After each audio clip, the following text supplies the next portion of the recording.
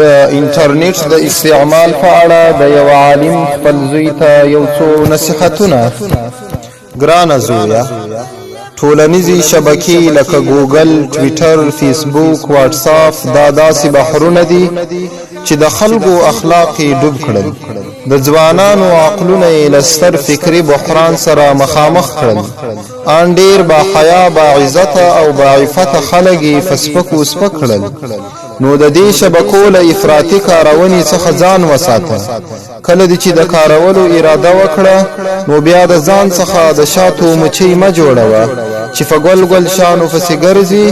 له بدو نشراتو، غلطو فاړو او اړیکو څخه ځان وساته. ګرانه زویه، کله چې انټرنیټ استعمالوو، نو له ځان څخه مچ مه جوړوه چې فشو او بدو دواړو پسې ګرځي، چې په ځان خبر هم نه او مرزونه له ځان سره انتقالوي. ګرانه زویه، انټرنیټ د یو لوی بازار په څیر دی. څوک پکې وړیا څه شی نه خرڅوي، خامخا یې بیه غواړي. څوک غواړي چې ستا اخلاق خراب کړي، څوک غواړي چې ستا فکر او نظر خراب کړي، څوک بیا د شهرت تږي دي، خو څوک برعکس بیا ښه خلک وي، ستا اصلاح او رغونه غواړي. نو هر چا سره ښه په سوچ او فکر سودا کوه. ګرانه زویه، څه چې خپروي، که پوسټونه وي یا تبصرې وي یا نور څه، نو له خپرولو وړاندې شرعي حیثیت وګوره، هسې نه چې د الله عز وجل د قهر سبب وګرځي. ګرانه زویه، له مستعارو نومونو ځان وساته، ځکه دوی په خپلو ځانونو باور نه لري. څه به خلک باور ور باندې وکړي؟ له خلکو به پټ شي، له الله عز وجل نه به څنګه پټ شي؟ هغه په پټو او ښکارو شانو باندې پوهه لري. ګرانه زویه، زه په تا ډېر ویرېږم، هسې نه د انټرنیټ بحر دې راڅخه غرق نه کړي او د حرامو شهواني ویډیوګانو په کتلو روږدی نه شي.